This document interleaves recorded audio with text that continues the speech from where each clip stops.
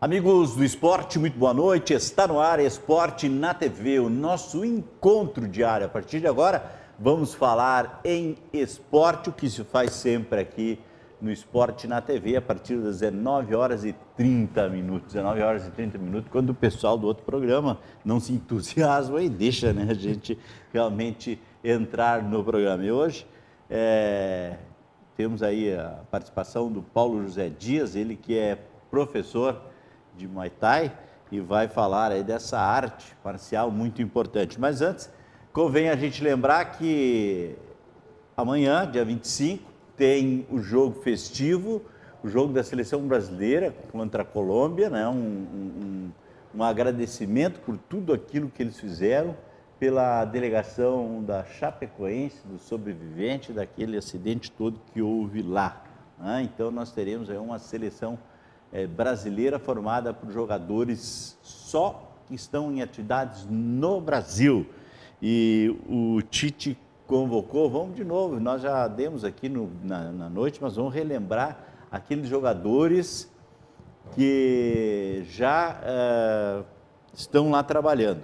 O Everton, do Atlético Paraná, foi o goleiro campeão olímpico, né?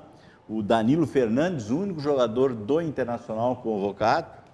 Muralha, do Flamengo, são os 3 goleiros. Os laterais, Fábio Santos, do Atlético Mineiro, Fagner, do Corinthians, e Jorge, do Flamengo, e Marcos Rocha, do Atlético Mineiro.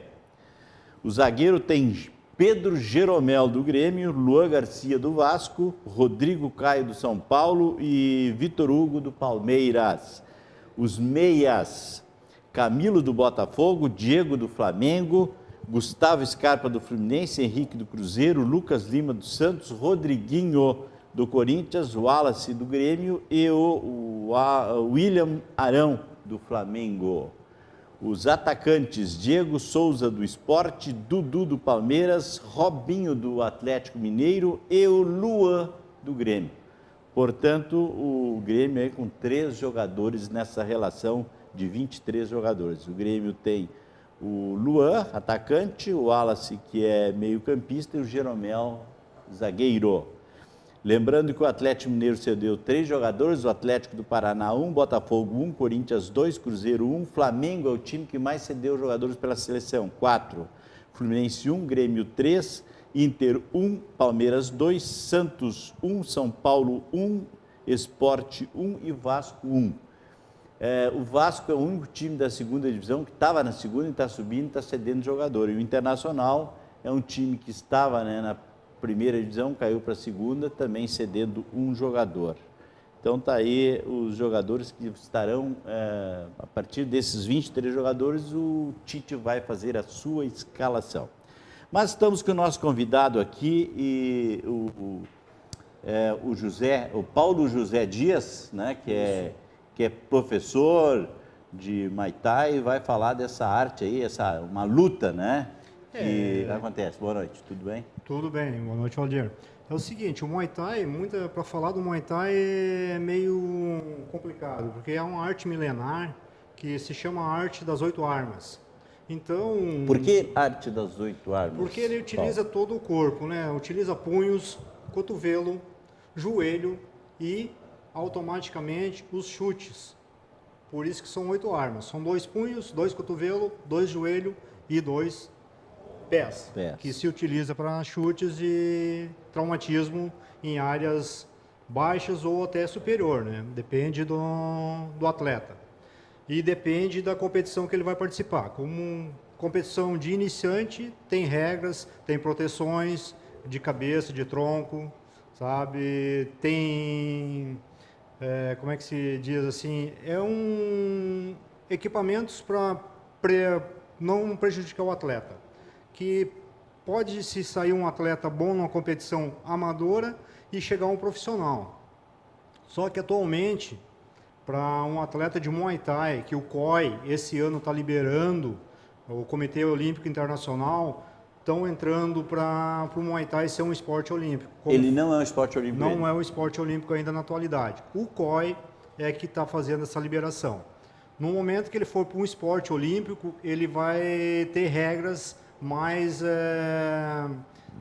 como é que se diz assim, técnicas mais aperfeiçoadas, não tanto a violência como é o Muay Thai tradicional. Entendeu?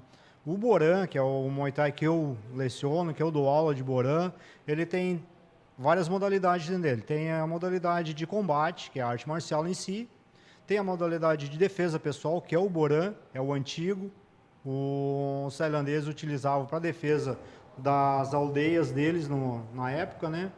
E, como eu falei, o COI vai liberar no momento que ele fizer as regras, como tem o taekwondo e o judô, outras artes marciais. O karatê ainda não é olímpico, embora que surgiu antes do taekwondo. O taekwondo é uma arte milenar também coreana, né? E a gente está trabalhando em cima disso. E o Muay Thai é originário de onde? É da Tailândia. Tailândia. Segundo histórias que se perderam no tempo, né? Porque na Tailândia deu muitas enchentes e muitas histórias se perderam no tempo. Povo chinês que migrou para a Tailândia, para terras melhores, que o Muay Thai ele veio do boxe chinês, onde é que foi sendo introduzido, sendo aperfeiçoado para a defesa desse povo que se tornou um povo tailandês, né? Então a gente procura ir à fonte para trazer para o Brasil o melhor que nós temos do Muay Thai, sabe?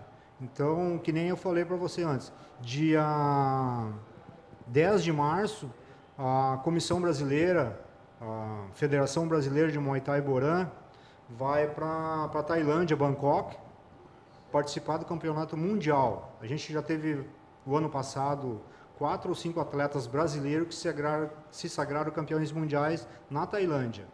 E agora teremos, então... A gente está com a comitiva de mais ou menos, entre atletas e participantes do comitê da Federação Brasileira de Muay Thai, da Federação Gaúcha, Federação Capixaba, Federação Mato Grossense, em várias. A Federação Brasileira abrange 23 estados no Boran.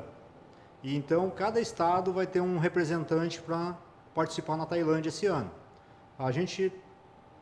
Automaticamente, nós estamos com 6 atletas, 3 masculinos e 3 femininos, que vão disputar o Mundial.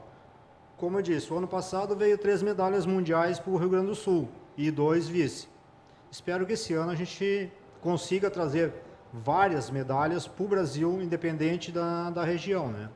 Você, o Paulo Zé, é professor também, mas você tem uma graduação. Como é que é a graduação do Muay Thai? Qual a tua graduação? A minha graduação é 11º Kurang, que a partir do 10º, o 11º é feito pelo mestre aqui vindo da Tailândia, que nem no nosso caso aqui no Brasil é o mestre Kevin Lloyd. Ele é 18º Kurang, ele é grau prata. Então ele é o maior na hierarquia do Muay Thai, representando a Tailândia no Brasil, Argentina, Paraguai, Bolívia, Chile, no Cone Sul. Tá? Ele que faz, a partir do 11º Kurang para cima, é ele que dá a avaliação se a pessoa está apta a receber ou não. Você já recebeu, então, a 11ª? Eu já recebi a 11ª em janeiro do ano passado. Esse aqui é meu certificado internacional, tá? Pela KMA, certo? Os meus alunos que se graduam comigo recebem um certificado gaúcho, da Federação Gaúcha, e o certificado internacional, que se um dia se tornarem professores, eles podem dar aula em qualquer parte do planeta. Isso aqui é o certificado internacional que vem da KMA Muay Thai Boran. Aonde você hoje leciona? Em qual é a academia? No momento eu estou dando aula só numa academia, que é Impacto Fitness, é na rua São Leopoldo, do lado do Mercado Carini. Isso é lá no... bairro Santo Afonso. É Liberdade, então. É, Liberdade ali. Pertence a Vila Marte pertence à Liberdade. Isso.